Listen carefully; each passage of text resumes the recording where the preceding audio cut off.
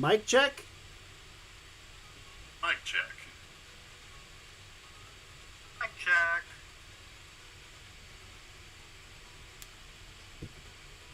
The mics are checked.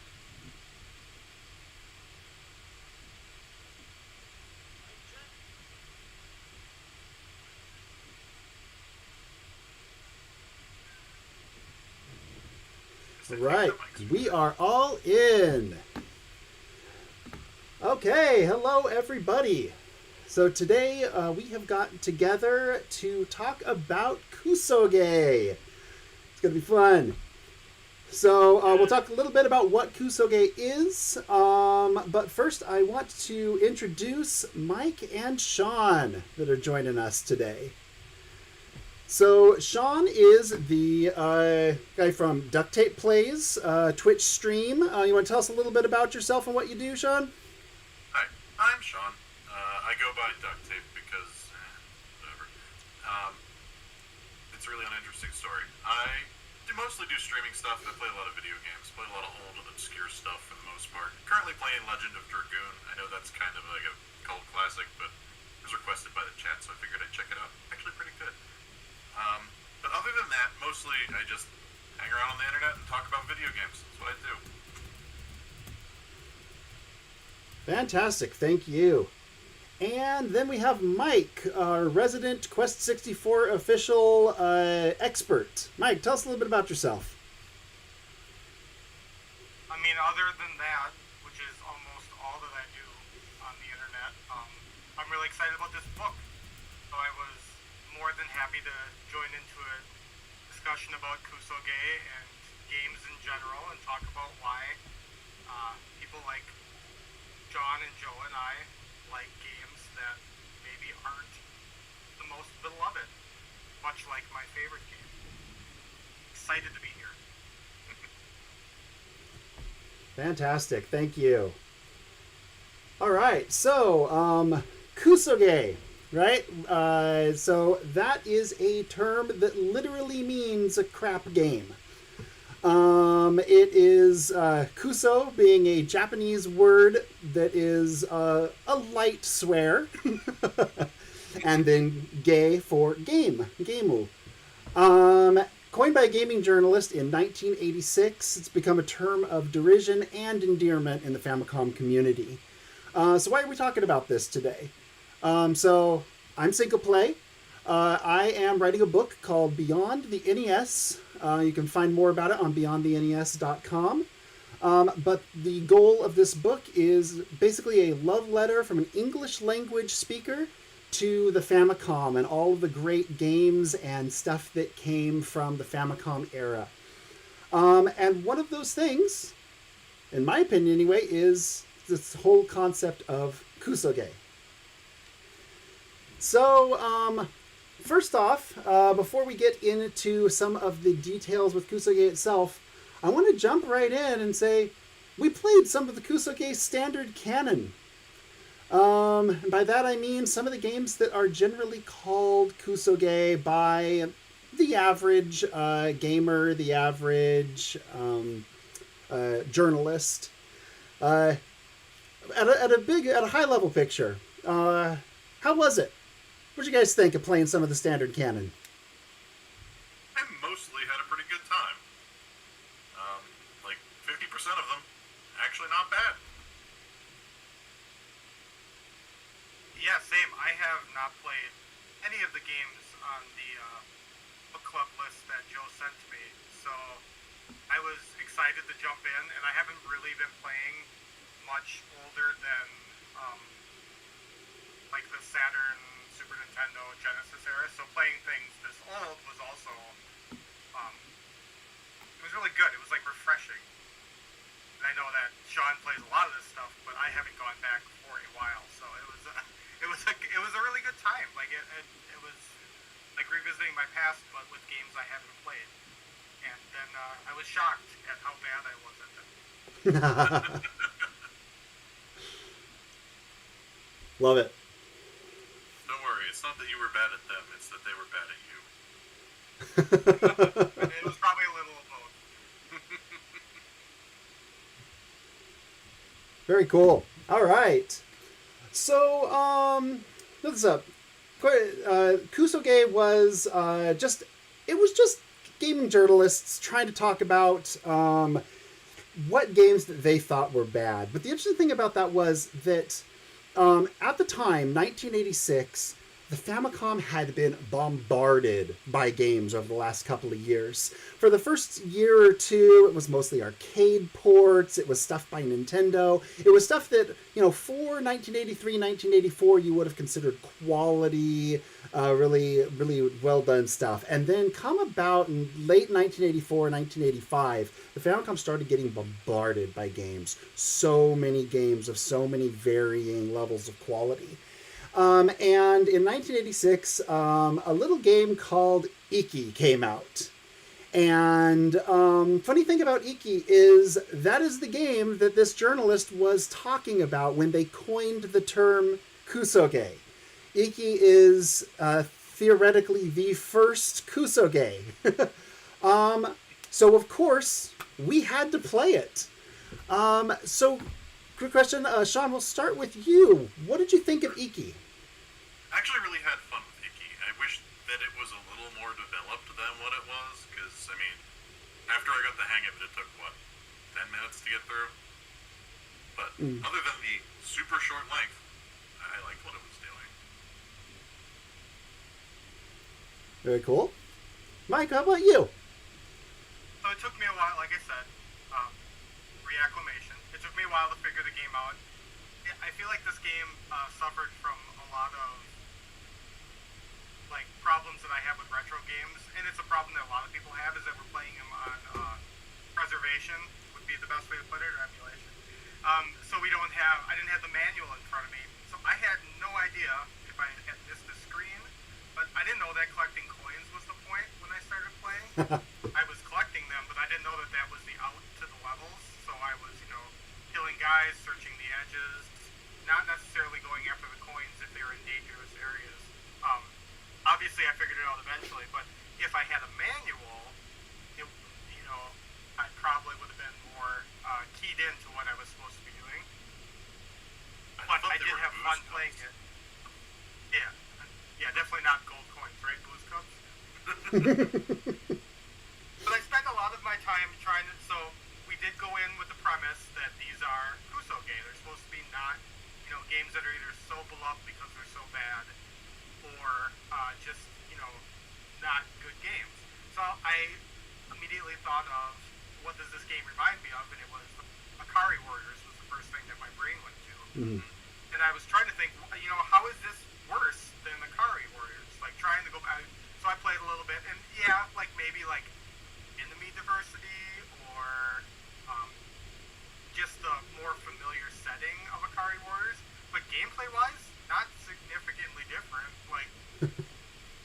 It's some difference, but I mean, a lot of the games from that era played the same. I mean, the color palette was good.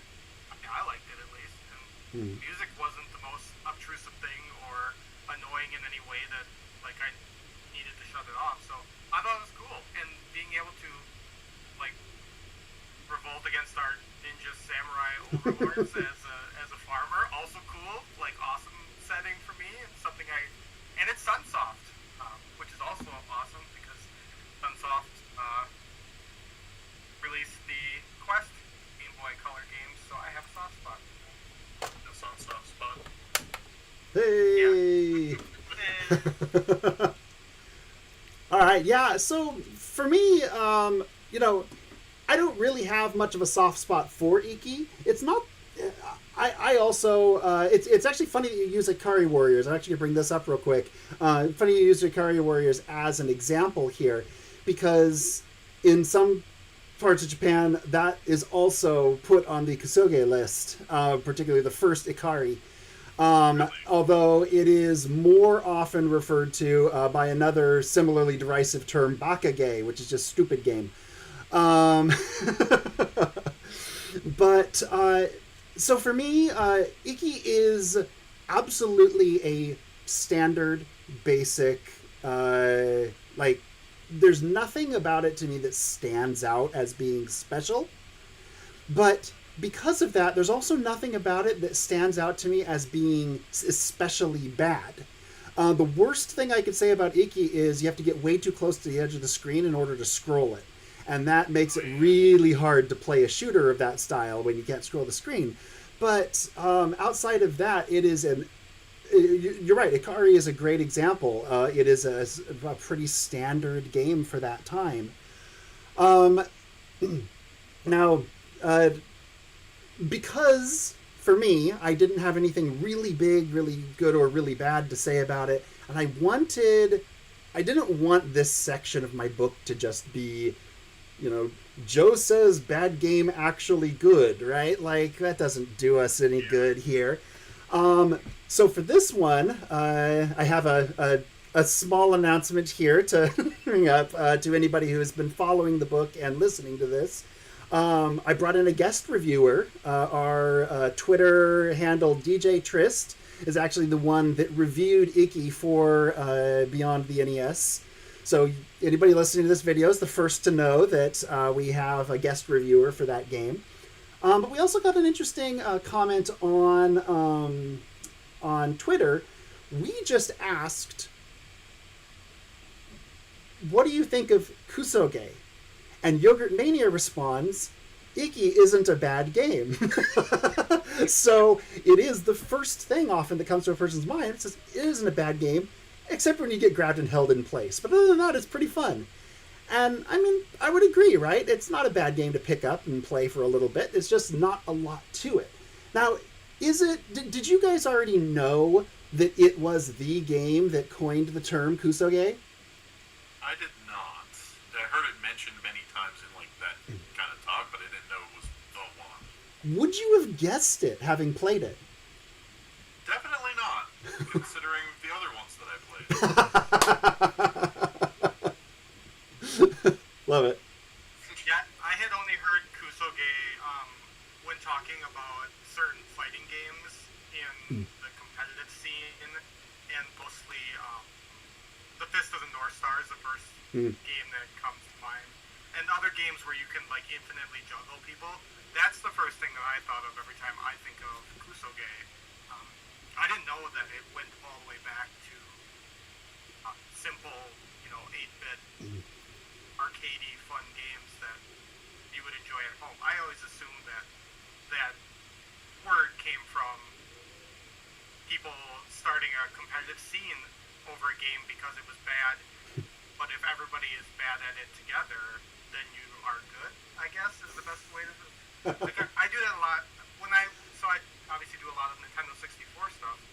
But when people tell me, a game is bad on the system, I'm like, yeah, but have you ever played it with 4 people, like outside on the porch with beers? Like, multiplayer of a game that isn't necessarily the most tight, as long as everybody's on the level playing field, end up being some of the like most fun games you could play.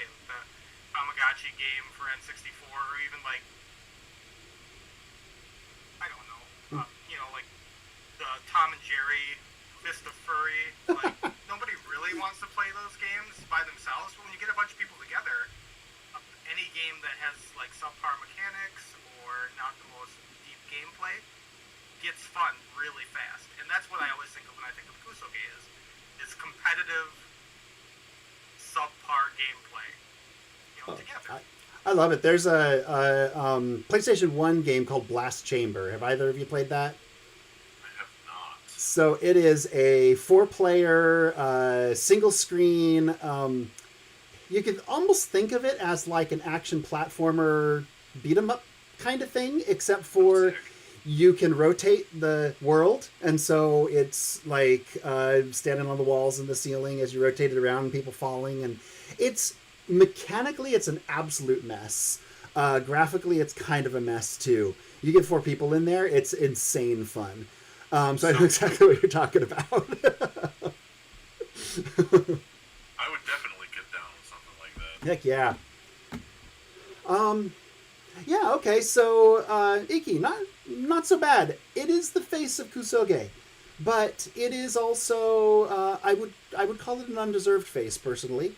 The interesting thing is did you either of you know that there is a new remake of Iki out now. I haven't played it, but I know that there's an MMO Icky for reasons, and it looks wild. I hear it compared to Vampire Survivors. I haven't played it yet, but you better believe I have a pre-order on the physical copy. Have you played it, Mike? But I just looked Icky Unite. I just looked it up. Yep. Yeah, how could you say no to something like that? Heck yeah. No, it actually reminds me of looks pretty solid. Realm of the Mad God, actually, in a way. I haven't played it. You should. It's free on Steam. Oh, okay. All right. So, we want to keep moving past Icky. There's a number of really interesting quotes that came up on Twitter. So to give some context here, before we started this project, we put a thread up on Twitter. And we asked everybody, hey, what do you have to say about Kusoge? Do you have questions for us? Do you have ideas that you want to get out there? Do you have thoughts? And one of the most common were variations on basically the idea that taste is subjective. So I'm going to throw some of these out there on various versions of this, and I just want to get some commentary from you guys on, do you agree? Do you disagree? Yes, it is okay to disagree with some of these ideas also, but let's see what we got here. So Red Mage Duo says, tastes and artistic values differ between everyone. I think we can all agree with that. Right? Derek Game Dev says, they aren't necessarily bad games, they just don't have universal appeal. I can disagree with that, having played Convoy no Nazo. You think that's a universally bad game, is it? Yes. I think yes. I love it. It's okay. We'll get there. No, actually, this is a good... It was really rough, man. No, this is actually a really good time to bring that up, I think, because, Mike, you didn't play Convoy No Nozzle, is that correct? I didn't. I did watch a little video of it, and that's the Transformers game, correct? Yes. Yeah, So, okay. Yeah, that's the one I watched. I actually watched it again today, a different review of it, because today is the Takara, the day that Takara formed. So I said, oh, look, Joe, it's Convoy No Nazo Takara Day today. It's the anniversary of when they became a company. So I was like, oh, let's do something special, like making a joke that we were going to get together and do this. So I watched a different review of it. And yeah, I mean, I have a distaste with saying games are bad, but it's more just my own mindset is that I don't want to. It's not that I enjoy every game, that's impossible. But me publicly, like if I type out this game is bad, like I have this guttural reaction to that. Like somebody's gonna read that and then not play a game that they might really like if they see my words. So I try not to do it. I'm like, yeah, I didn't have the best time with it, but these things were good. So if you're into, Transformers or side-scrolling or this area, maybe you'll find something to love here. It just wasn't for me, kind of thing. And I don't want to be like toxically positive about games because there are not good games. I just try to avoid that being like, I don't want my name attached to me saying this game sucks because I have so many qualms with people who have done that in the past that have made a living on saying a game sucks. So absolutely. I can be with you on that. It's just, man, that one was playing that just felt so bad. Wait, I feel like actually watched your recorded stream. That was rough. Thank you. I feel like, to me, the issue with Transformers Convoy No Nazo is, sure, there's a lot of flaws in it, like, it's hard to even see the bullets coming because they're the same color as the background, and they move really fast, and the controls are kind of iffy and whatever, but really, to me, the unforgivable curse of that game is its level design. Because the first stage is the perfect example of what's wrong with the game's level design. If you try to play it like a shooter, you're going to die and you're going to die and you're going to die and you're just going to get more and more and more frustrated because it is impossibly difficult as a shooter. But if you just run to the right-hand side of the screen, shoot the first enemy, and then just run and jump over anything on the ground, you will make it through the level without getting hit. And that is insane, because what that tells me... So my some background, anyone who doesn't know this, I am a game designer by trade. You know, writing this book is my side project. I design video games and have now for about a decade and a half. And knowing what goes on behind the scenes, what that tells me is that the QA department, the test department for that game, just learned a trick to finish the first level and just used that trick for the rest of development without ever actually telling the developers, you should fix this. Yeah, because you were there whenever I was playing it. I was struggling trying to play through, and I was like, what if I just speed run and run and run and run? I don't think I even shot the first enemy. I think I just jumped over it. And that was the only way to finish level 1, was just go. Well, you can actually see it if you're watching the YouTube stream right now. I've got the attract mode playing from the title screen of it. And even that attract mode makes it a good third of the way through the level by just running to the right. So there we are. They knew it. They put it right in their attract mode, and yet they released it anyway. So because we played a certain pile of games that was, how is this? So I know that that's a flaw. Obviously, you shouldn't be able to just run through a level. But how is this different from Atlantis, one of the other games that we played, and collecting the star item and being like completely invincible to everything except your own mistakes? Like we all played that, right? Like, yeah. Oh yeah. Like obviously, I watched you play it, and I know you played it too. But like, if you got the star, there was nothing stopping you for the remainder of the game. Once you collected that item, you could just run through enemies. Other than, I think you could blow yourself up. I may have done that. But other than falling in the pitfalls, you were invincible. So is that bad design then too? Because the idea is, well, then you can just run to the right-hand side of the level and jump over the gaps and keep running, and then, oh, there's the door. All right, moving on. And you can do that indefinitely for the rest of the game. I mean, I'll be the first to argue that Atlantis No Nazo has its own set of faults, but at the same time, there is more to the game than that. There is, but there's the same fault as we're showing here, where you're just barreling through the level, and that's what you end up doing in Atlantis if you get the star. Which, I mean, it shows up in multiple places, so if you play through enough levels, eventually you're going to find it, I think. No, it's not. It's not a bad argument. It's not a bad argument at all. I would just, I mean, you asked me for what the difference is, and in my mind, the difference is that even if I have the star and I can barrel through the levels, Atlantis No Nazo isn't about a single play session. Atlantis No Nazo is about learning the very complex, interconnected web of levels and what exit goes to what place. And the star is a nice little breather to try to, to try to figure out and map out this complex world that you're in. So that would be my counter to that. I agree with that. I just think it's the same kind of, if we're going to call it bad design, then to me it's the same kind of bad design. Like, it just rewards, figuring something out, which in Transformers is running, and then in Atlantis it's collecting an item and then running. All right, so I think there's going to be a lot more to say about Atlantis, but I actually have something I want to get into before we dive too much into Atlantis, for reasons that will hopefully become apparent soon enough. So let's go ahead and...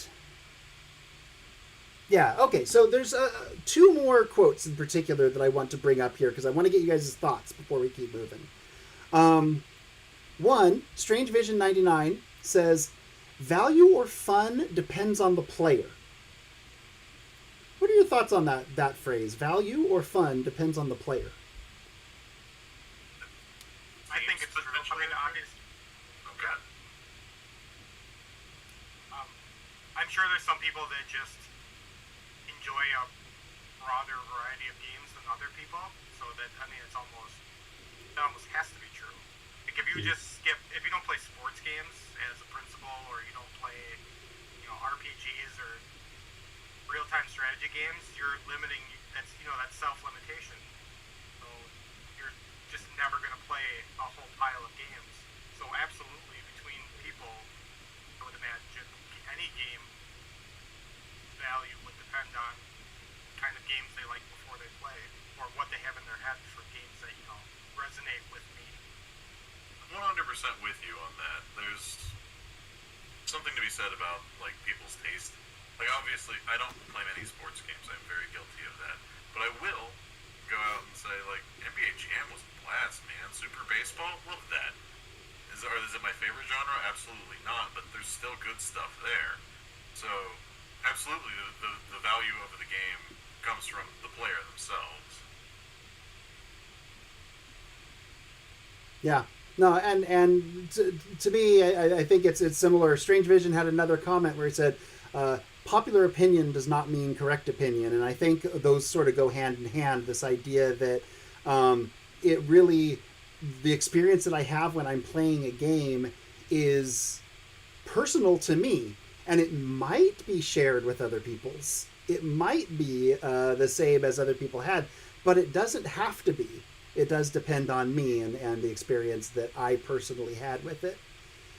Absolutely. Like, I know that the Grand Theft Auto games are good because they wouldn't have made like a million of them. I just know that they are not really for me. Mm-hmm. I'm that way with pretty much anything Naughty Dog makes. I know they're incredible cinematic masterpieces, and I have no interest in them, and it's just not for me. With me and Telltale, like, I like text adventure games, or older text adventure games, but I tried playing, I'm a big Borderlands fan, and I tried playing Tales from the Borderlands, and I just could not. I instead watched the Let's Play of all of the endings so I could absorb the story. But there's something about those, like, real-time, quick event book games. I couldn't focus. And like, I know it's a me thing, but I'm not going to try anymore. Like, I'm not going to buy a bunch of Telltale games and then play them all just to get the stories. I'll just watch the videos. Makes sense. All right. Last quote that I want to bring up before we keep on moving. Alexis Royce says, when a game feels different from what people expected, players may think that the game makers failed to reach expectations. What's your thoughts on that?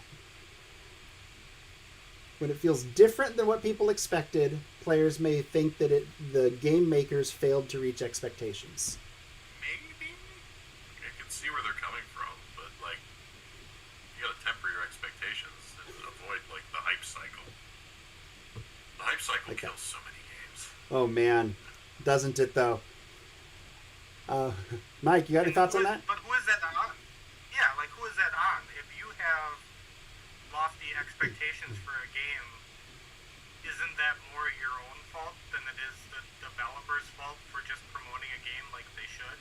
Like, every developer should think that their game is going to be awesome, and they should act like their game is going to be awesome, because who's going to play it if they're like, we gave it like 60%, we're just hoping for the best, you know? It's a C. Yeah. No, and so, like, you have to still take it on yourself that, I can't think that every game is going to be my favorite game of all time.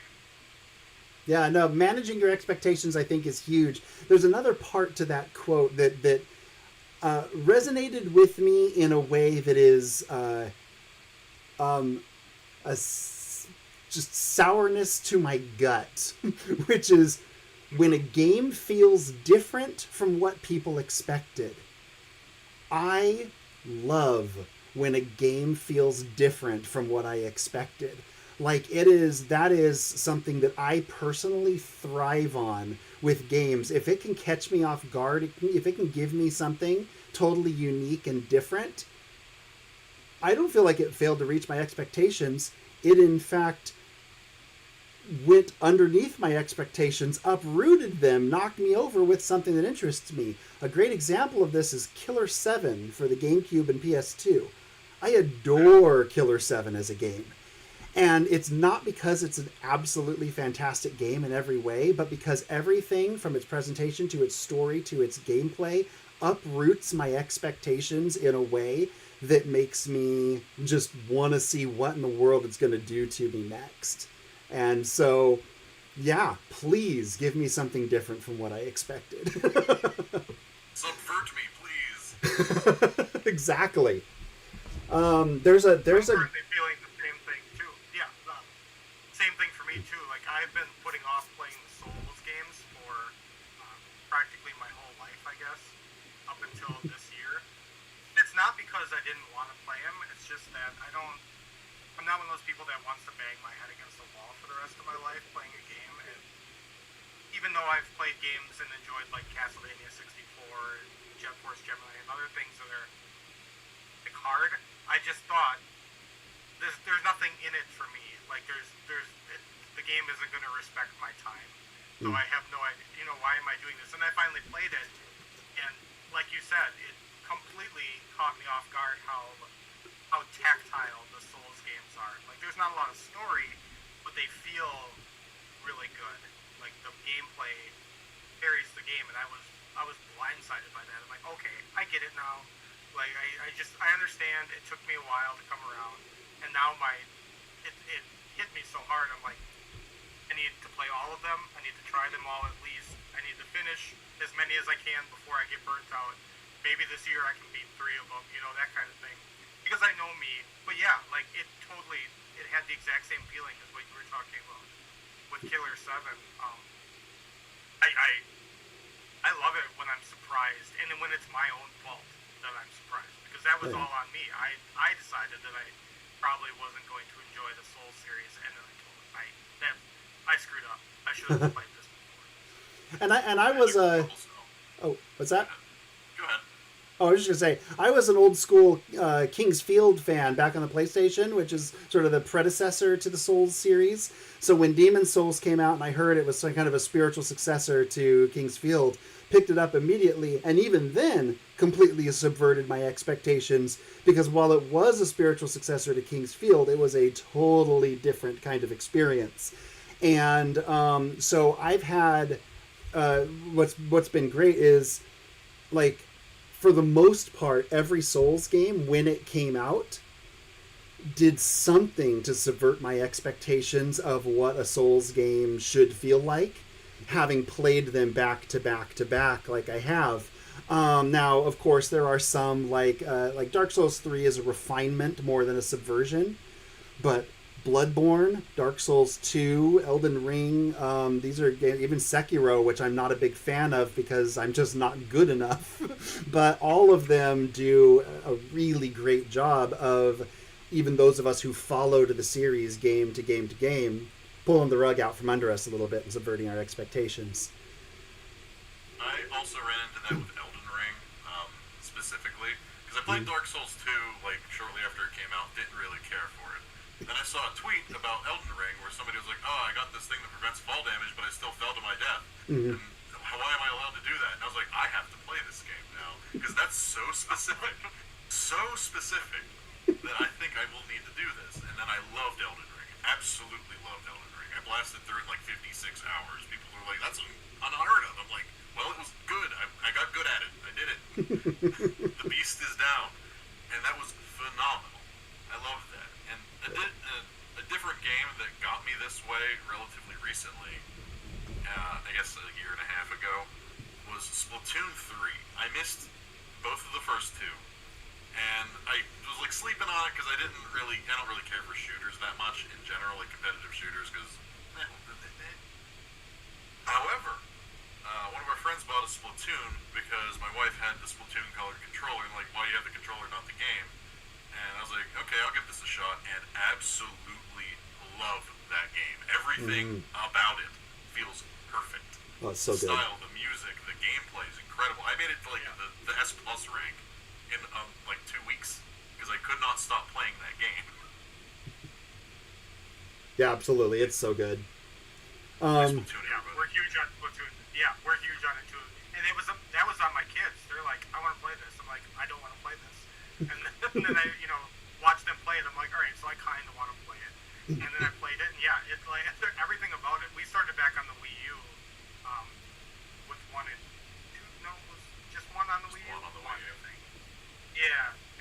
felt so good the second that you turn the motion controls off and play with the Wii U Pro controller. I'm like, all right, I totally get it now. You guys can play with motion controls. This resonates with me the way that I'm playing it like this. I love it now, and we've had to buy them all since. Yeah, 4 will be a day one for me. People would crucify me for saying anything about the gyro controls being bad, because man, I understand it's great, but I'm like, I'm old, man. I think that's a generational thing. well, it is, but I started playing Splatoon with the gyro controls off, turned them on one time, realized just how much better control I had once I got the hang of them, and now I play with gyro. So being able to jump in aim, man, I get it. It's pretty cool. Yeah, so one more note on just expectations, bringing this back to Famicom. One of my favorite Famicom Kusoge is a little game called Paris-Dakar Rally Special. Are either of you familiar with this? I've heard the name. Yes, but only because of you. Oh, okay. So, Paris-Dakar Rally Special was 1986. Advertised as a simulation of the Paris-Dakar Rally, which is a huge, one of the biggest rally races in the world. And, in order to run this rally race, you're crossing the Sahara Desert, one of the deserts, you're fording rivers, you're crossing the Mediterranean, I believe. It is a big, big race. And, so this game, take all of its advertising, all of its box, everything takes it totally seriously. And then you start playing the game, and level 1 is a fairly... sorry, you start the game, and it's like this little RPG where you have to go and get all your... You get the person who's going to help you, and you have to buy your car, and you do this whole little RPG thing. And it's that's kind of a funky way to start. And then you go and you have a little rally race. And then you have to sneak out of town. And then you start doing these things where you get out of your car and solve puzzles to bring bridges up so that you can cross over water. And by the end of the game, the army is after you, and you're shooting down helicopters and airplanes while crossing rivers on rafts while snakes are trying to eat you. And you realize that this game is totally a bait and switch on you. And it's just going unhinged, more and more unhinged with every level. And it is, I know, Mike, you hate this when somebody makes a statement, but it is not a good game. That sounds phenomenal. Mechanically, it's kind of a mess, but it's so great because it's this just wonderfully hilarious experience to be trolled by this game that is just continually throwing more and more over the top stuff at you when you thought you were just going on a rally race. So, yeah. Good stuff. I could see why people would hate that. Yeah. Because of you, though, I had a really good evening one night reading, because you sent me a color single page as you were working on it for your book. Mm-hmm. And then I pulled up a long play of it and grabbed a glass of wine and read your guide along with the long play and had just a blast. Because if anybody would have had what you had wrote up about it, as you explained it now, the progression, and then to see somebody else struggle with the game was just amazing. There's something, you know what I mean? There's something about watching that, or a high-speed car chase, or just where you know that failure is imminent. That is, as a spectator sport, is amazing. That's great to hear. I know of 2 other people who actually went in and downloaded Paris-Dakar Rally Special that night when I posted that guide and used the guide to try to get through it. Because, yeah, it's just, how do you not try to go through that experience? I might have to grab a carton of that and do that at some point. It sounds wild. It's pretty wild. It's if you have the right kind of streaming audience, it's a great streaming game. And I think you do. If you have the wrong kind of streaming audience, it's a stream killer. But if you have people who just really like the strange stuff, it's a good streaming game. I'm blessed with my audience. They will watch me play the weirdest shit and not abandon me. I love them. Love it. All right. So let's talk Spelunker. I'm actually just going to leave it at that right now because I want to hear your guys' fresh take on Spelunker as a game. You want me to go first? Let's have Mike go first this time. We're in a, we're in a good groove here. So I was completely unaware of the whole Spelunker as a verb and the whole fandom and all of this stuff. Because like I said, I haven't played any of these games, and so it was fresh for all of them. But I immediately felt like a member of the community after being killed by falling off of the elevator at the astonishing height of half of my character, and then being killed. And I was playing on a small like Abernick handheld in bed, and I was sitting next to my wife, and I'm like, oh, so that's good. That's how it's gonna be. And then I you start the level and you have like 5 lives, and then I was killed again immediately by climbing a triangle rock in a way that the game didn't like, I guess. And so I'm like, all right, now I'm touching rocks weird, and that's killing me. I'm like, now I get it. Like, I understand. Because, like, and yet, like, all those things, the music and the sounds are great, and it, like, once you figured out that it was, like, challenging but fair, then I was locked in. It's like, all right, so this is Mario Dark Souls. Like, it's one big, huge world, because it's not really stages. It just kind of, like, travels with you, and you can see where you're going. Because I had that mindset that, like, yep, I'm playing 8-bit Dark Soul platformer now, where I'm just going to be careful and I'm going to be better than the game. Then I loved it. I was locked in after that. But up until that point, like, I get it. If somebody were to turn that game on and die 5 times rapid fire and go back to the start screen, I don't know how many people would turn it on a second time instead of, like, chucking it across the room against the wall. Okay, I had a really good time with Spelunker. I only managed to clear the first level, but I think that if I sat down with that, I could finish it and still have an absolute blast. It reminded me a lot of, like, Donkey Kong 94, in a way, where you have to follow its rules. You can die really easily. Just a short fall will kill you. Like Mike said, a triangular rock will kill you. Oh, you fell into this hole that's half of your height? You're dead. What's this? There's a ghost? You gotta shoot the ghost. Alright, I'll shoot the ghost. But nothing about it felt unfair. Like, it was just tuned for that. And there's nothing wrong with the game being tuned to be difficult. I wish that it had continues. Yeah, that's true. Well, but there's nothing wrong with it being tuned hard. So here's the funny part about Spelunker. So I have beaten Spelunker. It took me about 40 minutes. It is not a long game. I beat Spelunker in the hospital waiting for my kid to be born on a handheld. And so you say it's tuned hard, and that's true until you've beaten level 1. And the crazy thing about Spelunker is that once you've beaten level 1, you've learned every input that you need to know to beat levels 2 through 4. And it's so consistent. Everything is, like, done in exactly one specific way, and if you learn that one way to do it, levels 2, 3, and 4 are actually kind of a cakewalk because you do all the same things that you did in level 1. I bet you if you played Spelunker 1 maybe 2 more times, you'd probably be able to beat the game. It is an amazingly high precision platformer is the way I like to think of it, right?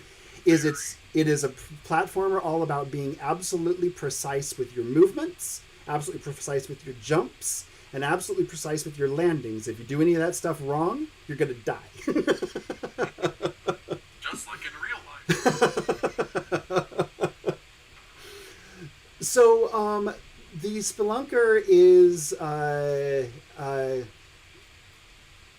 that game shows up on Kusoge lists sometimes in Japan, but very, very regularly in the West, when we go back and look as English-speaking audience, and we go back and look at the list of Kusoge, we often stick Spelunker on it because it's one of the few that we actually got in the West, that Japan has put on that list sometimes, and so we see it, we're like, oh, I know that one, so we put it there too. But Spelunker in Japan is only considered Kusoge by a small minority of publications and people. It actually has become a bit of a pop culture thing, if you will. So you guys may have seen it in the notes, but Spelunker Taishitsu, or one who has Spelunker's constitution, is an actual term that is used jokingly within Japan as to describe people who are easily injured by things that shouldn't normally injure you. So if a sports player were, for example, to break an arm while shopping at the grocery store, they would be described as having Spelunker's constitution, or Spelunker Taishitsu. Also, people who are injured regularly and often have Spelunker Taishitsu. But they played into that more recently. Have either of you happened to play the Spelunker HD reboots? I have not, unless you mean Spelunky. No, I mean Spelunker HD. I have not. By the way, it's incredible. If you do like Spelunker and what you played, I highly recommend the HD reboots. They're so good. They are up to 4 player simultaneous Spelunker with a ton of huge worlds. They're so good. Did they change the precision and difficulty? No, they did not. In fact, the advertising campaign for Spelunker HD, when it first was being advertised, was advertising it as getting to play once again as the world's weakest hero.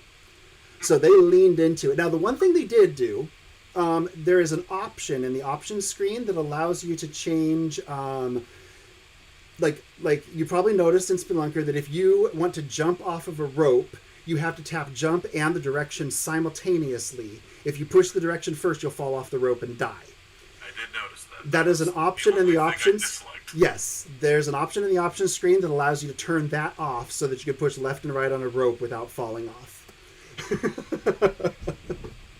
Or you can play it in hardcore old school mode and keep that timing. Yeah, so modern opinion on Spelunker has totally changed, and Spelunky is inspired by Spelunker, right? And while it is a very different game, kind of the Spelunker is probably the closest thing we have to a Kusoge that has been redeemed by modern audiences, especially with these HD reboots. I could believe that. Honestly, I don't think it belongs on the Kusoge list. I've played worse games. I've played Kid Cool. Oh boy. I promote and tell people to play games that I've enjoyed less than this.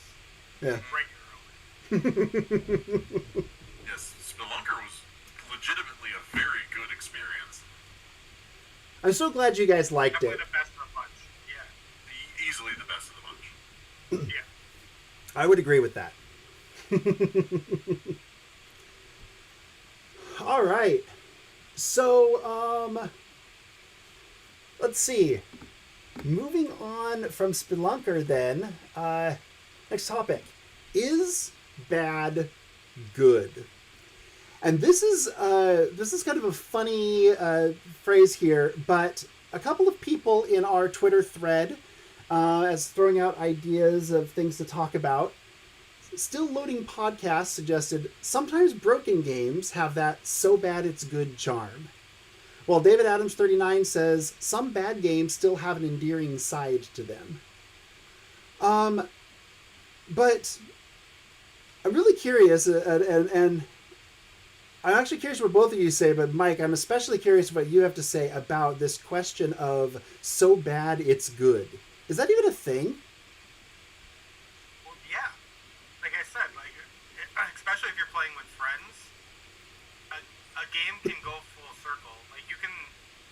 enjoy a game for hours by yourself, and as soon as you don't enjoy it, but in the company of people that you do enjoy, it almost goes all the way around. And they're like, well, why are you so bad at this? The second you have one of the friends like that, where they're like, well, if you were better at it, you'd enjoy it more. And then that challenge, instantly ups the ante. It increases the stakes for everybody involved. Like, well, then you hand them the controller. Like, well, then be better than me. And then it continues in a circle like that. Like, because if they are better than you, then you have to be better than that. So, I mean, not to go off on a tangent, because some bad games are, bad in quotation games. You're never gonna personally find that redeeming thing. But other games, you'll just play until you figure them out, and then that stops the bad thing. Like, if controls are your problem, like, these controls suck.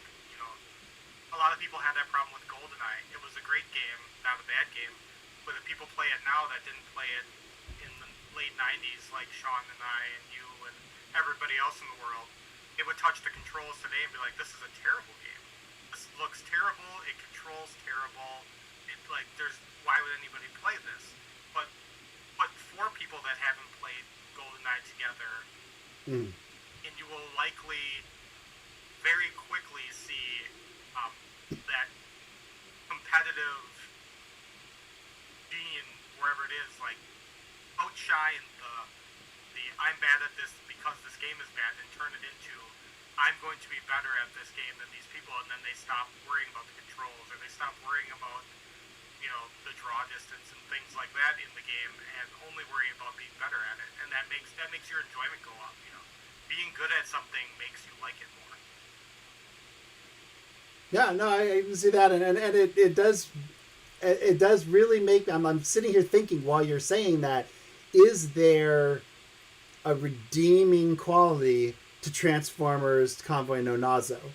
Because I I can name games that are worse than that. Big Rigs Over the Road Racing is a game that has, in my eyes, no redeeming quality whatsoever. It was hashed out there, thrown out onto the market in order to make a quick buck, and it's, in my opinion, the only fun there is to be had in that game is making fun of it. But I can't think of very many other commercial games that fit that description. There's almost every commercial game has something that you can look at and say, ooh, that could be fun. And it could even be, as you brought up, well, you do better in handing your friend the controller. And I almost wonder if I were to sit down with the two of you, for instance, and we were to pass a controller back and forth, seeing who could get the furthest in Transformers Convoy no Nazo, would we have a fun time? We could beat it by the end of the night. Yeah, and the answer might be yes. We might actually be like, hey, that was pretty cool. I don't even think there's a question. Like, I know that's going to be, like, I know that would be fun. Uh-huh. But that's how I'm wired, too. Sean, do you have any other thoughts on that? I do, actually, and I can bring up another Kusoge, legitimate one for that. Zombie Nation. Ooh. Zombie Nation is definitely not like the most developed game. However, it is so wild that it makes up for like the weirdness of its actual gameplay. Like, it's a pretty bog standard like shoot 'em up, but your sprite's really big, and that's weird. However, whenever you finish level 2 and you fight a giant shirtless like Axeman who's just jumping around the screen, it becomes a much better experience. So is it just, thematically, it's just so bonkers that... Yes. Just the insane theme of it just really pushes it beyond. I know that the Japanese version's even a totally different, themed game. That's just the American version. We got giant ripped Sean Connery just trying to beat us up. It's wonderful. And it looks like you fight the Statue of Liberty and it turns into a Medusa. It's wonderful. This without even playing it. Yeah. It's incredible.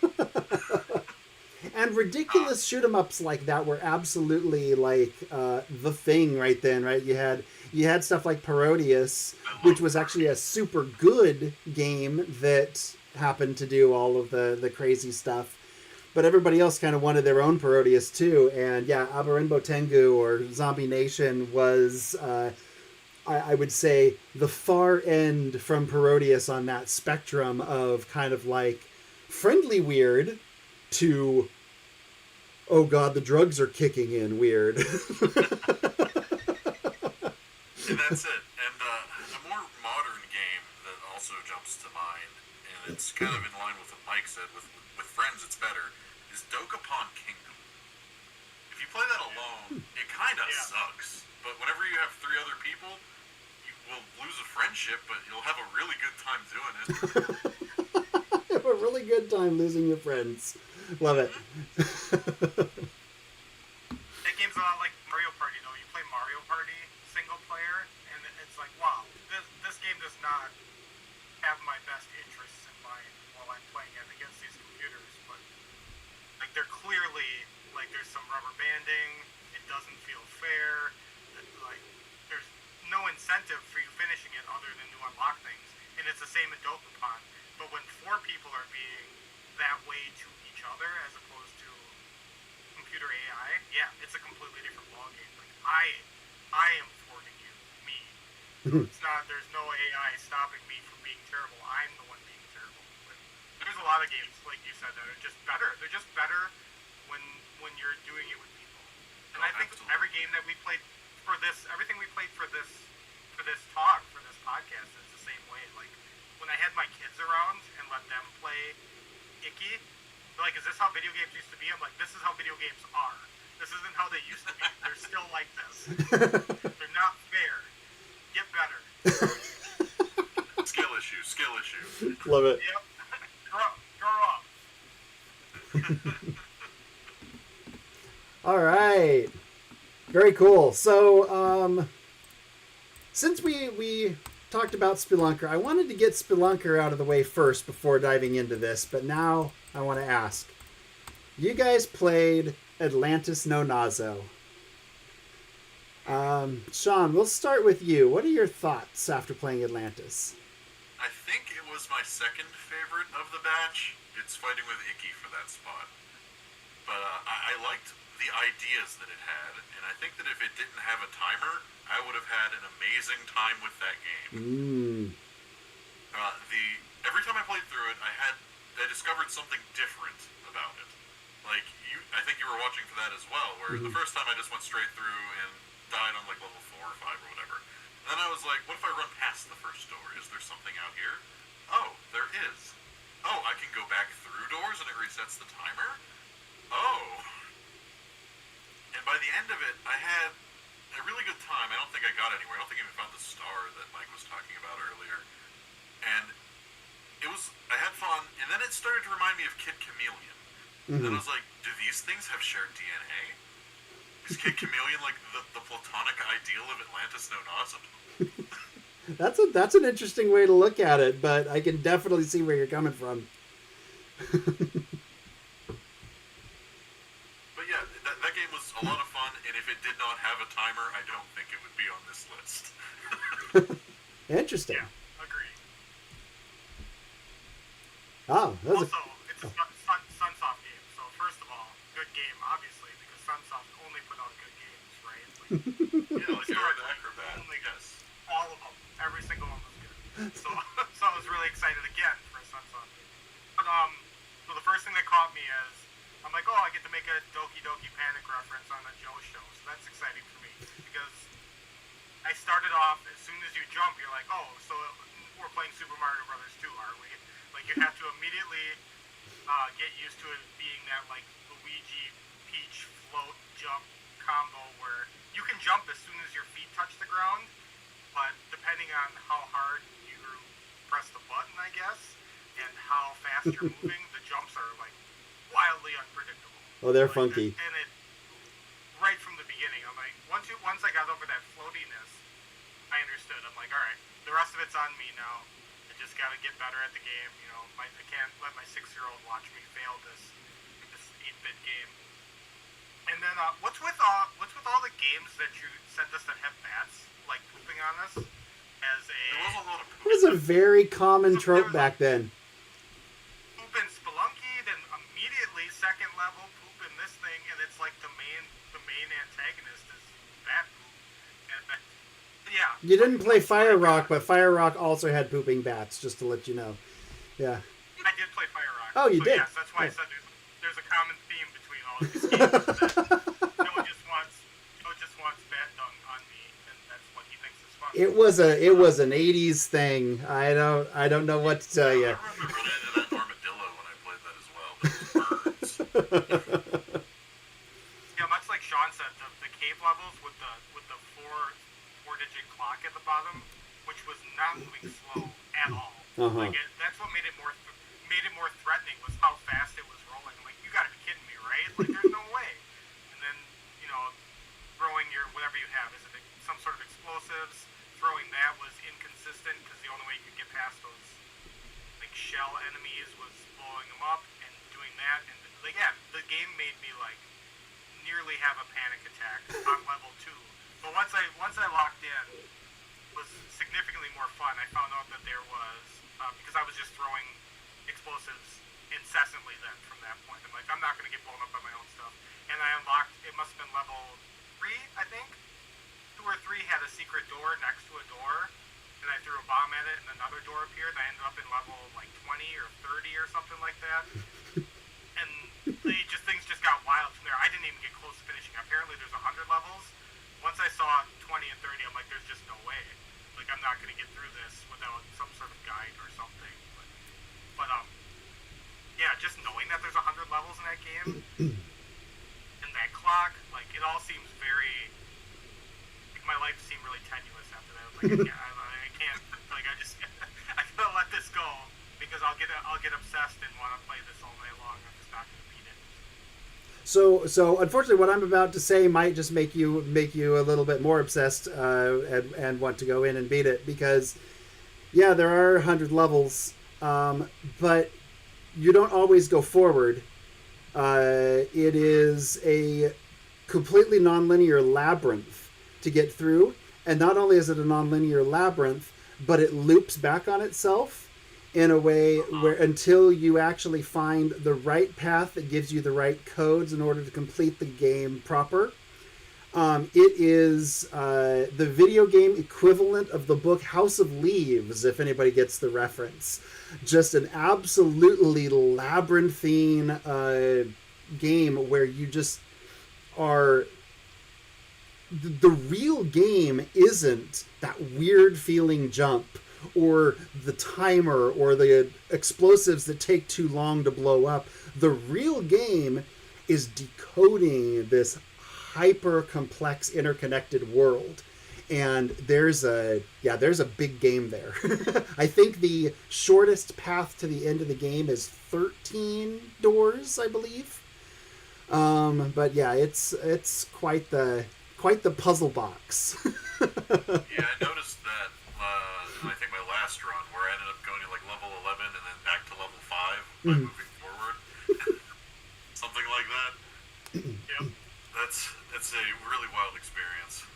So it's funny you bring up Sunsoft, because Sunsoft early on was kind of known as the company that kept putting out Kusoge, right? They've got Iki, they've got Atlantis no Nazo, they had was it 53 Stations, the Tokaido. Then a whole bunch of these games that were just kind of messy.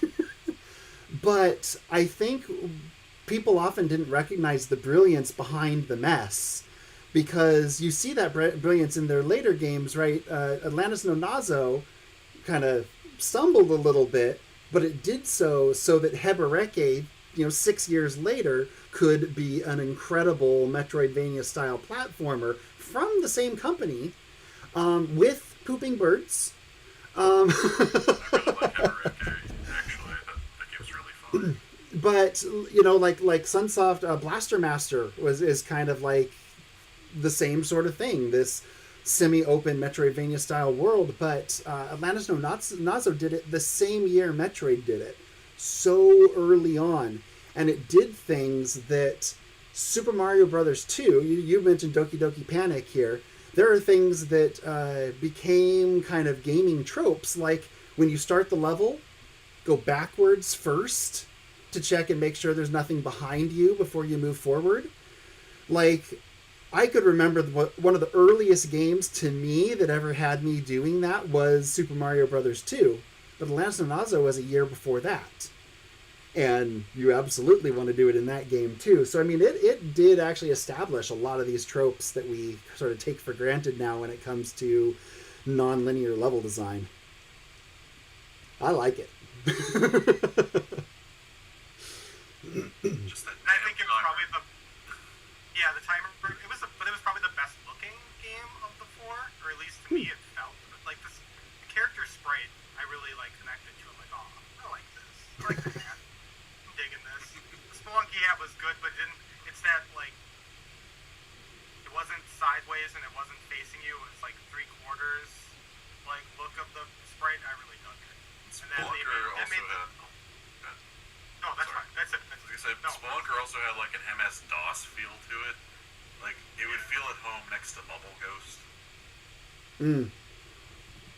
Yeah, no, it's I see what you're saying there, and I wouldn't be surprised if, like, I mean, we know that Spelunky took inspiration from it, but I wouldn't be surprised if just kind of the art style of Spelunker inspired a lot of early pixel artists and sort of helped there, because again, that game is weirdly inspirational to a lot of people for a game that often got put on the Kusoge list. Divisive, we'll say it that way. This morning I watched a video of somebody finishing this game, and what's with, so like you said, same companies, same games and stuff. What's with the Iki guy being at the end of this game? What? Is there a story behind that? Same company. I don't think there's more of a story than that. Yeah, when you beat the final boss, the farmer from Iki's there, and just like congratulates you. Well, like no words, it just stands. He does the exact face directly forward face, and then that's it. That's the end. That's it. Yeah, my guess is it was just an Easter egg for people who actually managed to make it all the way to the end, because at that point, Sunsoft was still sort of they weren't exactly a startup, but they were a small publisher.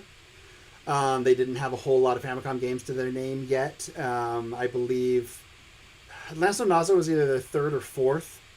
And one of them, Route 16 Turbo, talking about Sunsoft's rocky start, level 9 in Route 16 Turbo is unbeatable. So it's a game that you could buy off the shelf that could not be finished. So, yeah, they they were probably kind of trying to create a little bit of buzz around their other games. All right. So, what's that? No, so that makes sense Yeah. to tie games that people would recognize together. I get it. I just wanted to make sure there wasn't more that I was missing out on. All right. So, here is a topic that it came up a couple of times in our Twitter thread, but it's also been, I would say, kind of almost a grenade lobbed at myself. I think, Mike, you have at least had it yourself. Shawn, you may have also. This question of, do you just like these games ironically? This idea that I think there is here. RDP Jesse says, I think there is a non-zero amount of irony involved. It becomes more of an aesthetic than gameplay. There are layers to appreciation sometimes. What do you think of that? I don't think I personally do that. But I mean, I guess some people could. Like, it's the hipster irony, right? Mm-hmm. But, like, I'm not going to sit down and keep playing something that I'm not having a good time with just to be ironic, right? Yeah. Right. I think that's more of a generational thing. Nobody our age, and I assume when I say our age, we're all late 30s, 40s kind of dudes. But nobody our age goes out to purposely waste our time. Like, I don't have enough time to play video games as is. So the insinuation that I'm playing games just for, like, Twitter clout, or that, that doesn't even cross my mind. Like, if I don't like a game, I just don't talk about it, I don't play it. I'll play for 5 minutes, like, not for me, and then move on, and I never speak of it again. Like, so, yeah, I think there's layers to appreciation of games, And I also, when you say something like there's a non-zero amount, that's an insinuation that there are people our age doing this kind of thing, streaming like Shawn or writing a book like Joe, that are doing it disingenuously is the way that that feels. And I don't think that's the case at all. Sure, you don't, once again, you don't love every game, but you're not I'm personally not playing games because, you know, if I say I like Mission Impossible for N64, I'll get all sorts of people telling me that it's a sucky game, and then I'm going to get more comments. Like, that's so, it's almost sillier to have somebody tell you that than it is to be the reality of the situation. Yeah. Now that I'm thinking about it, I think there's one specific game that I do play ironically, maybe more as a joke. Because occasionally, just like as a treat at the end of a stream, whenever I have a little time left, I will do a speed run of Crystal's Ponytail. Mm-hmm. And that game isn't anything special. It's a baby game for babies, but we're being a horse and we are jumping. No, and you know, I'll admit I have a few of those Crystal Ponytail type games that I've sat and played. Ironically, just mostly as out of curiosity and or like because it's so silly to sit down and play a point and click adventure where you are Mozart. Mozart Requiem is one of those that I would say I sat down and played in almost an ironic manner.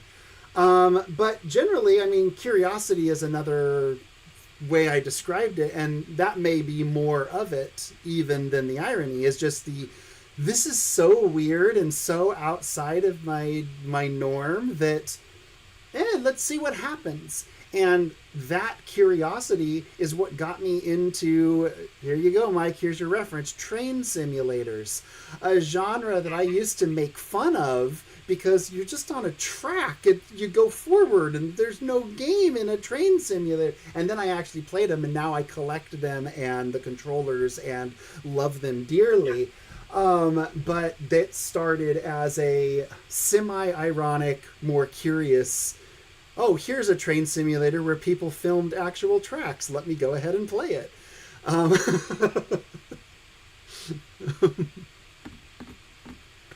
curiosity is like irony armor in that scenario because you're being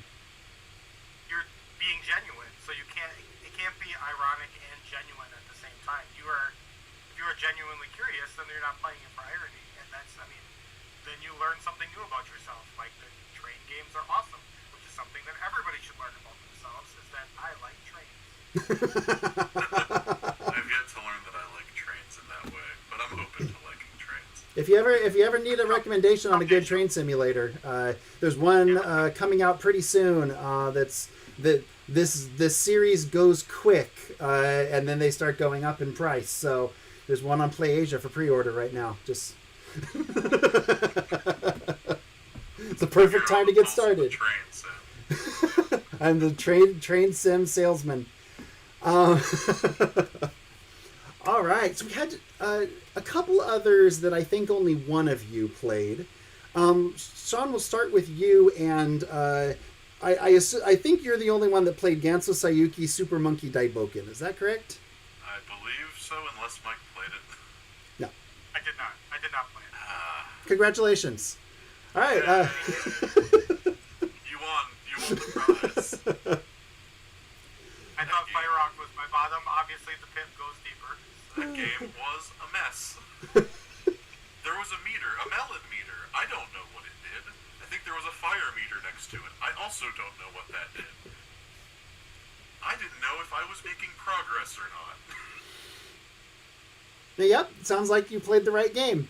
I walked around an empty field until occasionally a blank tile would send me somewhere else. So here's the crazy thing about Super Monkey Daiboken. It is an open world RPG on the original Famicom in 1986, which is day-night cycle. It has a real-time day-night cycle that affects whether or not the gates of the city are open. They're only open during the daytime. Exactly.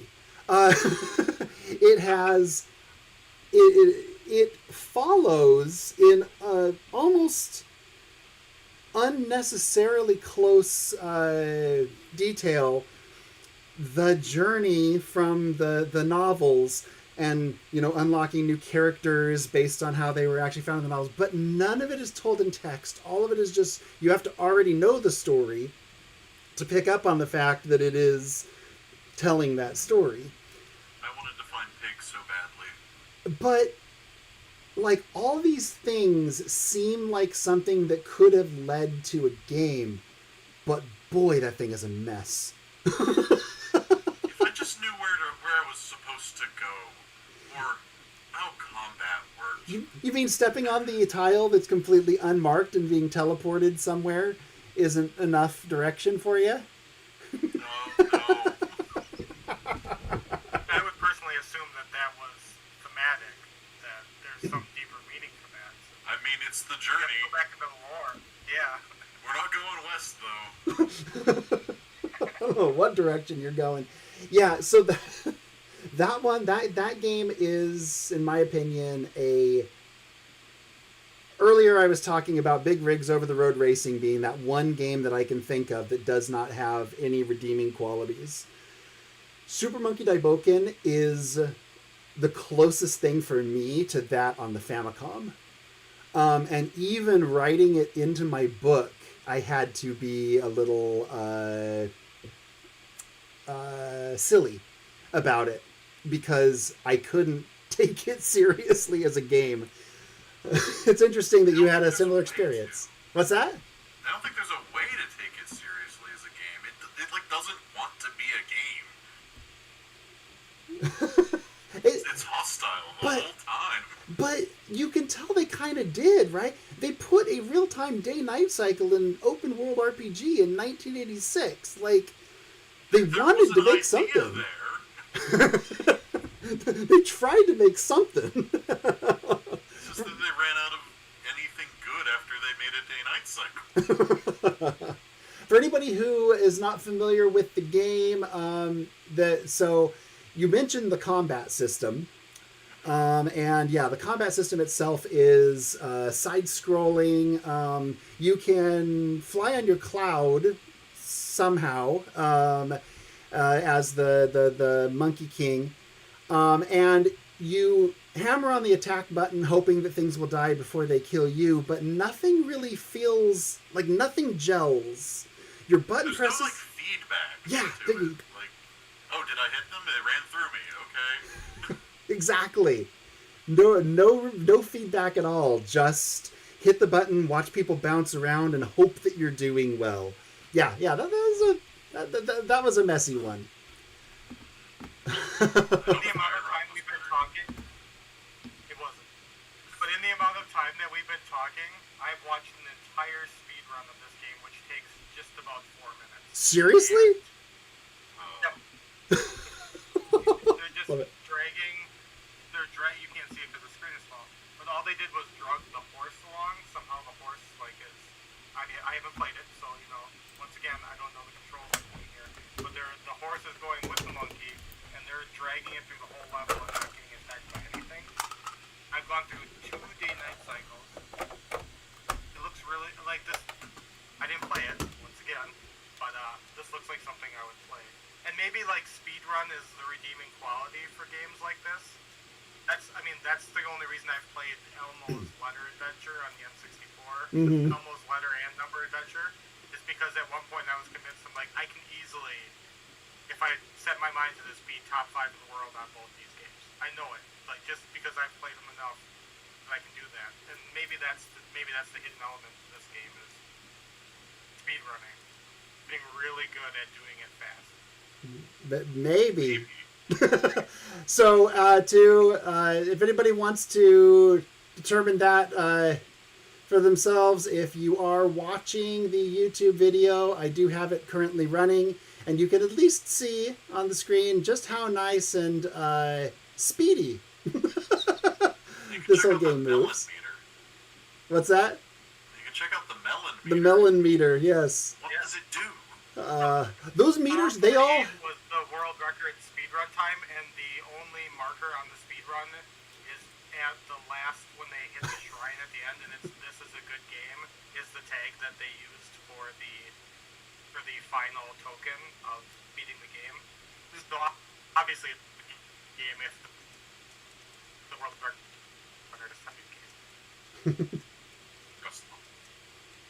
All right.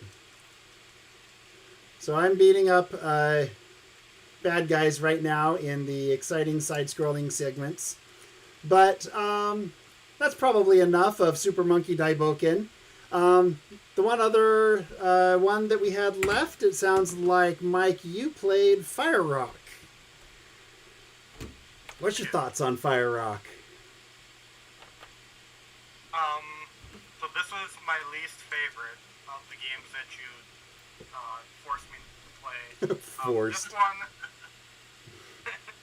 and, like, I thought that Atlantis was the hardest to control until I played this one. This game was like the real challenge. This was. I don't know what I was expecting with it being, because this is from the disc system, you said. Mm-hmm. So I had to do a different emulator for it. And I thought that it would be more fluid, I guess, or that you just assumed it was going to have more processing power. But instead it was like a combination of the first three games that I had played. It was just like the fluid movement was maybe a thing, but like the jumping was wonky. It was really hard to control. I couldn't tell when I was like just slamming into a wall or climbing, or if I should have been climbing, or if I was like jump climbing, because all the animations kind of look the same too. Like it's just your character like convulsing against everything around it. And on top of that, it was kind of like a fever dream, because it felt like every like board or every portion of every board had like 45 items on it, and there was no explanation as to what all of these items were doing, except for there was like a heart that clearly like put some sort of fuzziness around you and protected you for one hit. But everything else, like I don't know why I picked up potions or like snake-looking things or like anything. I was just surviving, and I didn't get very far surviving wise. Did you at least get out of the entry area, the starting area? Yeah, I got up a screen or two, I would say. Like I don't know what that measure is. I didn't beat any levels. Right. Because it just, after being frustrated for about 25 minutes, I went back to playing Spelunker and gave it up. So I am currently on the YouTube stream playing some Fire Rock, fighting a boss. It is. Oh, finally, there we go. Beat the boss. So here's the funny thing. I kind of like Fire Rock. So this is definitely one of those games that something that you said earlier, Mike, about finding the fun in something that might initially not be really all that good. Fire Rock, once you kind of understand how the systems and everything work in it, yes, the controls are an absolute mess, and I'm right here talking as I'm hammering on the button trying to climb up these walls, being beaten down by a boss. But also, the guy bounces on everything in this bizarre way that makes it really hard. Once you're out of control, it's hard to get back into control. But so one thing about Fire Rock, every meat that you collect makes you jump higher. And so once you understand that and you start going for the meat, what you're actually doing is trying to get your character under control, because at the start it's so hard to do anything. The more meat you get, the higher you can jump, the easier it is to do things, and then you can get to new places, fight bosses, and so on. And like, I've been through the first level once. I've never been through the second level. But once you kind of start to wrap your head around that pattern of find the meat, find the bosses, and then figure out how to beat them, it plays... I would compare it to...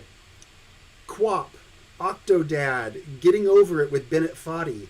Those games that the controls are the enemy. They are the bad guy in the game. And the enemies that you're fighting against are actually just there in order to test your ability to fight your way through these controls. System Satcom knew exactly what they were doing, I think, when they made these controls bouncy and funky like this, right? I personally don't think it's a bug or an issue. I think that was their design intent, and it's a weird one. It definitely seems like a choice. Yes, it was a choice, and it's whether or not you actually could agree with that choice will determine how much you enjoy Fire Rock. But I unironically enjoy this game to some extent. Watching you play makes me, so once again, I didn't have the best experience with it, but watching you play is like makes me think of another thing that popped in my head while I was playing. Is like if the features of the levels, because the collision is so weird. Like your head goes through some of the platforms, you know, other times you bounce off of it and then you can't get yourself back, you know, in a position where you feel like you're okay. So he's climbing up a wall here for people watching the stream. One little jutting rock, he didn't go around, he went through it, and then the second one he went out and around it. And it's so hard to judge when, like, if they just made the levels without so many like weird jutty edges, which it, once again absolutely was a design choice. They did that on purpose. Yep. If they had made the levels smoother or with more like, because it looks procedurally generated, it doesn't look like the levels were like designed with a path in mind, and I think that hampered my gameplay too. If they had just made the levels less weird and the collision a little better, then I think that all of the bounciness wouldn't bother me as much if I could be like, alright, I know which way to go, this is a safe path, this is what will happen here. But instead it's, you know, once again, like you said, it's, nope, it's all a challenge. You're the problem. It's your legs and your arms that are the enemy, not these things. In a way, Fire Rock is the anti-Spelunker.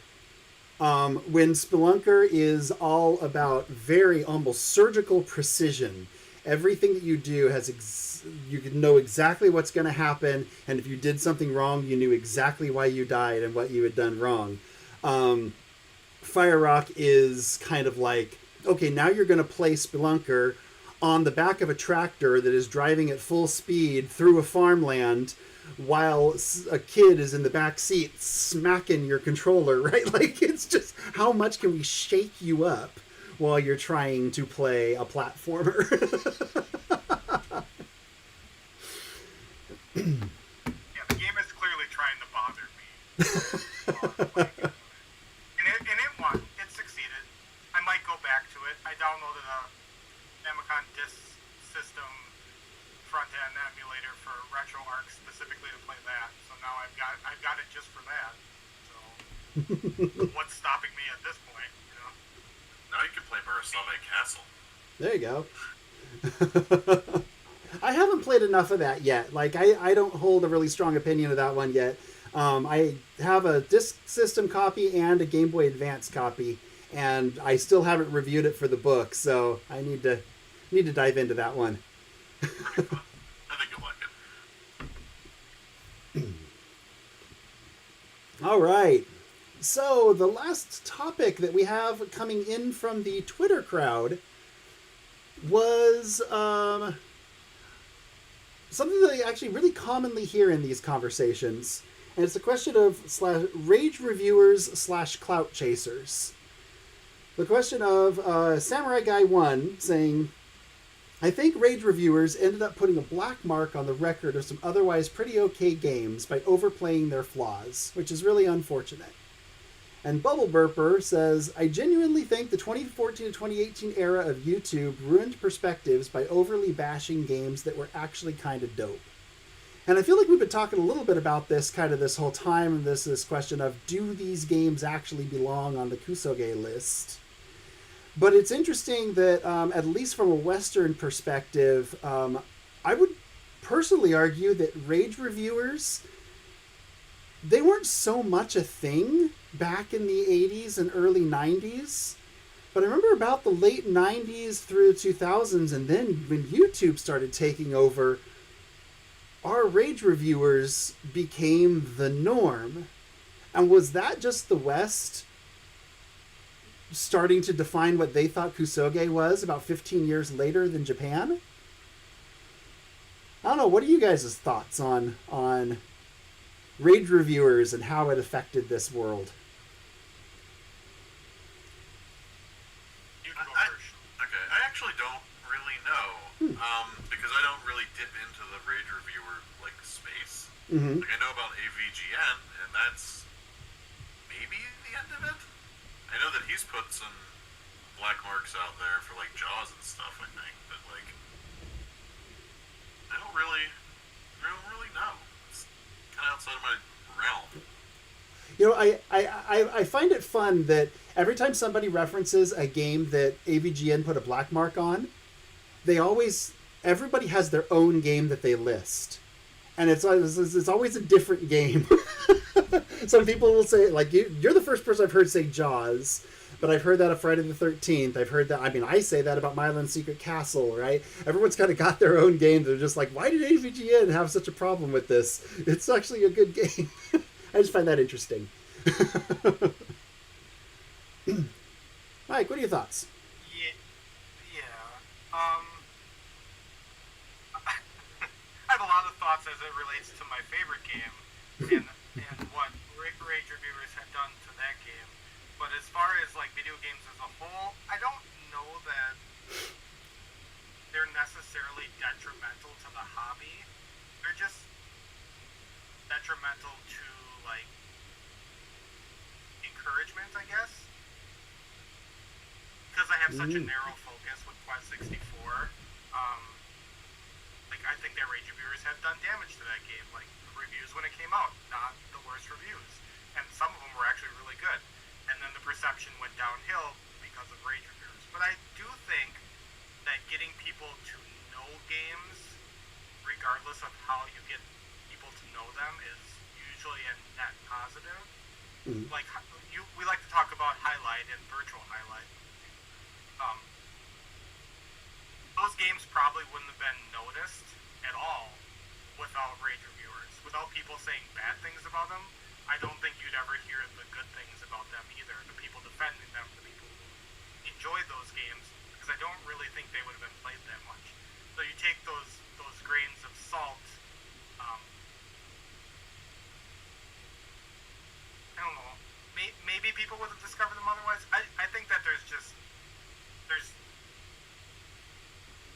I don't want to say like any interaction is good interaction, or any publicity is good publicity, because that's not necessarily the truth. But I don't think they were as damning to the hobby as a whole as some people think they are. Like AVGN, if you take it as a comedy show, it's just fine. Some of it's funny, and same with Pro Jared's old stuff, or now everybody does it, so I don't need to list them all off. But it's the same people. Everybody can pick their least favorite rage reviewer. Most of them have evolved at this point. Is the best thing is like Pro Jared does really good like retrospective stuff now compared to what he was doing in the early 2000s and 2010s. So a lot of those people have just grown up, and so I think we're probably past it. I think that I don't think they did as much damage to the hobby as they did good, and a lot of them know that now and are doing more good now on top of maybe what they did that was bad. I think now I agree that for the most part we're now past it. I think if we weren't, like, if they were still, if Rage Review was still the cool thing, then the hobby, in my opinion, would be in big trouble. Because I actually personally do think that there was a lot of damage done for quite a few years to the hobby because of Rage Reviews. Quest 64 is a perfect example, actually, of a game that I never would have picked up, I wouldn't have played, even though it's the kind of genre that I like. It did things a little bit differently. I I have not yet played through Quest 64, but I am excited to do so because of your influence, because of the stuff that you have seen. I've watched some people stream it. I've liked what I saw, and I'm excited to play it. But the only thing I had ever heard was how bad it was. And I think people say that the Bubsy 3D is an example of a game that people only ever talk about how bad it is, despite the fact that I actually really enjoyed it when it came out. I thought it was a fun game, and I think its biggest problem is that it came out at the same time as Super Mario 64. Oops. We've got, AVGN did, Zelda 2 and Myland's Secret Castle and all of these games that people, threw stones at for years because, those were actually bad. And it's like, no, they weren't. Like, they were good games. Myland's Secret Castle was one of those games that, like, people talked about in excited, hushed tones in 1987, but that disappeared quickly. And then when it came back in the 2000s, it came back under the veil of being a bad game due to rage reviews. So it's... I think, to me, I agree with you. We're so luckily past that. But it's one of those things where we... I feel like we need to also get past that with these import ones now. We need to get to where it's like, okay, I've been hyper-focused on Famicom for, 3-4 years now, writing this book and collecting Famicom for over a decade now. And the Famicom audience, one of the first things that often gets talked about is, I hear there's a lot of really bad games on it. And it's like, there's a lot of really great games on it, guys. Right? So I feel like we're kind of there still in the Famicom world. And I'd like to get out of it, if that makes any sense. I think that kind of lingers over retro games in general. Mm-hmm. Yeah, I see it a lot with N64 as well. Even in the communities that are dedicated specifically to the N64, you get at least one person a day saying that, outside of a handful of first-party and rare games, the system was terrible and unplayable. Like, well, if those are the only games you've played and then you tried, Transformers, Beast Wars, Transmetals, and that's the only third-party game, sure. But without giving yourself the correct perspective, like what Joe is doing with this book and how he's immersed himself in the library, yeah, you'll have a lot of dumb feelings and you'll say stupid things like that. Like, that's a dumb thing to say. But being blunt about it, like, without knowledge, you react instinctually and you just say things off the cuff. Like Joe, you said we're past it. Yeah, we are probably past it. And if we were still in 2016 or whatever the comment was, maybe the damage couldn't be undone if we were stuck in that cycle for another 10 years. But we're all old. Once again, like, we're all in our 30s. The people who grew up with Famicom are too old to put up with nonstop negativity and to let it affect them in a way that it did when we were in our, late teens, early 20s. Like, it just bounces off me now. I don't care anymore.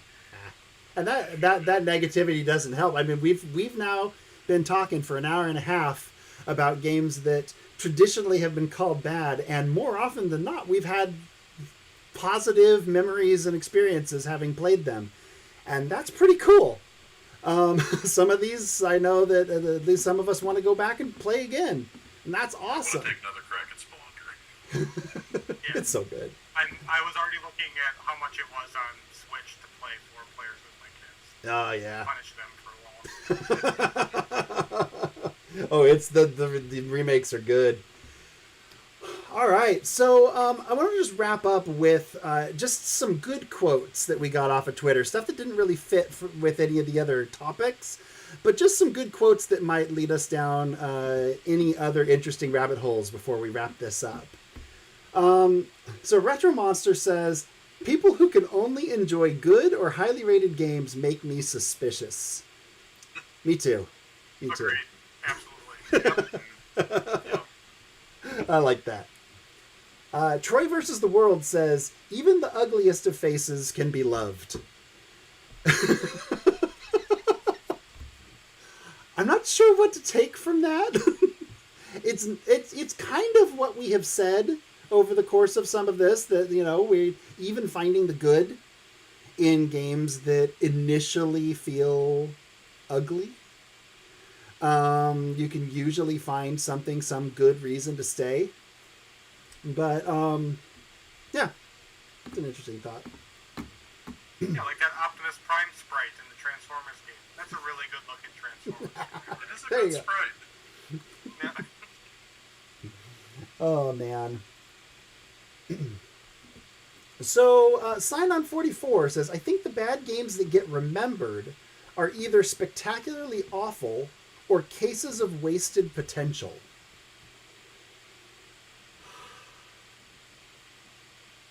Any thoughts on that? That's kind of like, that kind of links back to the rage review thing where even if you don't like negative attention, at least it's better than no attention. There's so many games that people don't play that are stuck in that miasma of not bad enough for attention but not good enough for love. Mm-hmm. And it's a lot of sports games. It's a lot of like, when you repeat the same FIFA game 6 years in a row, 2 of them are going to be forgotten kind of stuff. And rehashes and money grabs. So yeah, I honestly, sometimes spectacularly awful controls or visuals to get noticed is better than just being the same as another game. It is. There's one game that jumps out to me as being remembered and people hate it for some reason, but I don't think it's bad at all. Is like Altered Beast. People love to dunk on Altered Beast, but that game's good. It's short, but like it's a really solid game. I feel like Altered Beast is one of those you had to have been there kind of games, right? Yeah. It's like a recent phenomenon because I've been seeing that for like the last 6 months really heavily too. And I grew up with a Sega. I have no idea where that came from. Everybody loved Altered Beast. Yeah, I grew up with a Sega Master. I'm the weird North American child with a Sega Master. So I was playing Altered Beast like all the time. Yeah. I love that game. So Altered Beast commits what is a modern game design sin, where pretty much unless you have absolutely mastered it, you can't help but get hit in certain instances, certain parts of the levels. And yes, I know you can make a perfect run of that, but new players can't. What's that? The game's 15 minutes long. Exactly. But what I'm saying is I think people who have been trained on modern game design have a hard time going back to something as Altered Beast is right on the edge of chaotic. Like, it's not chaotic, it's pretty well controlled, but it's right on the edge of chaotic, and I think people have a hard time with that personally. I mean, that could be...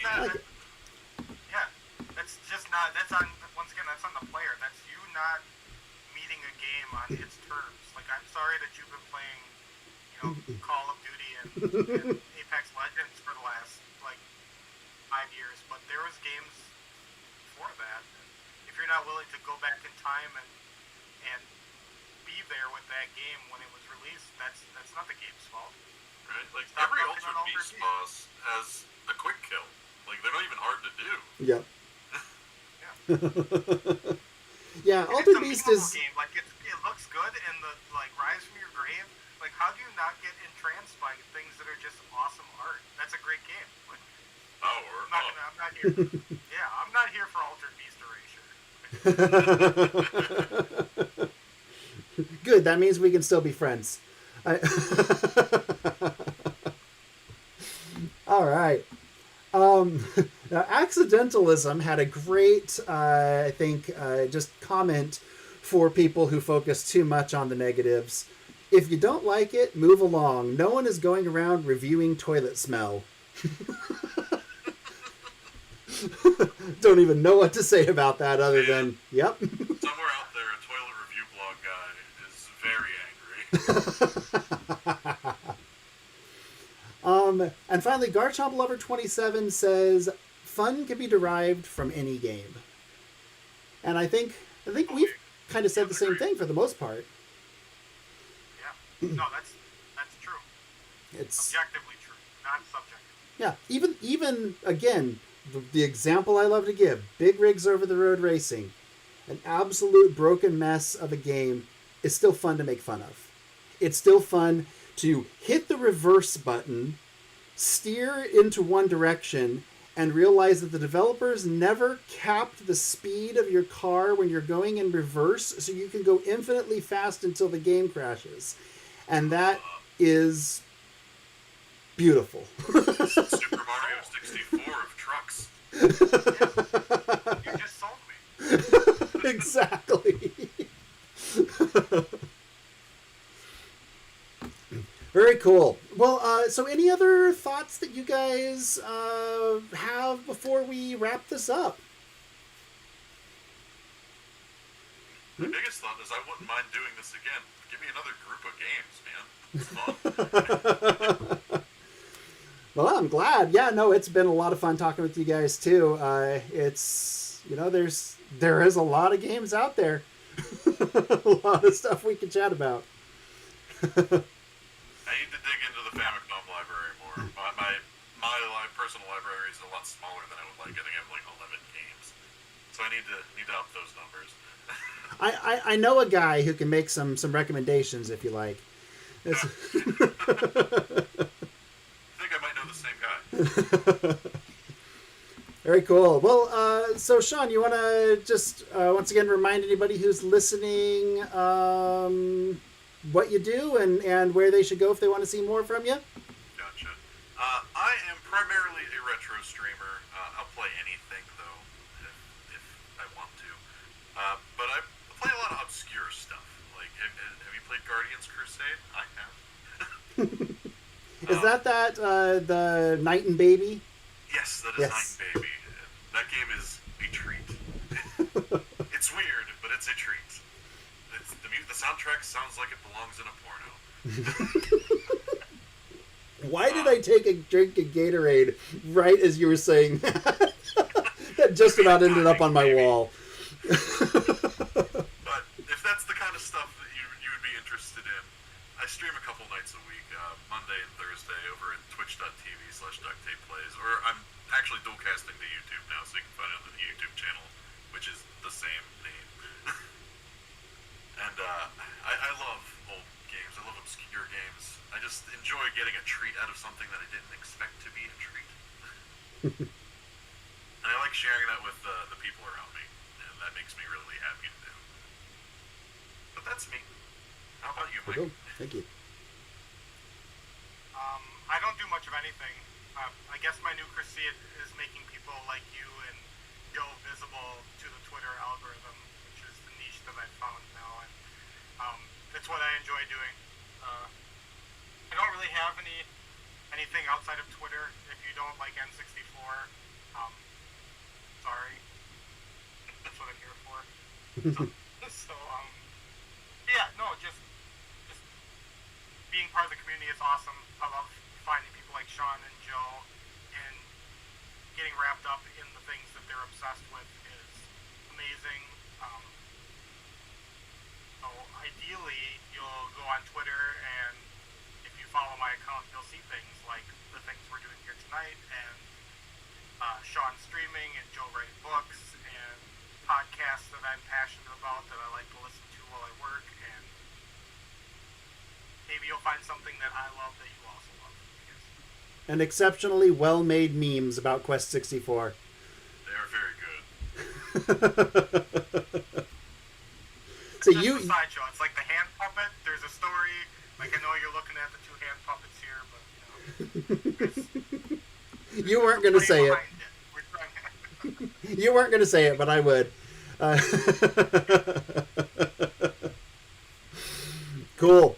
All right. Yeah, and then on my end, right, Single Play Retro Gaming on Twitter. BeyondTheNES.com is where you can sign up for a free 30-day version of the sample book. It is a bit old and long in the tooth at this point. I'm thinking of updating it, in fact, because while that sample book looks nice, the final version is so much more in-depth now at this point. But hoping by the end of the year to have something more announced for when the book will be available to purchase and print. So, Like I say, I'm really looking forward to that book, man. thank you. Every little bit that you've shown me has just been really nice.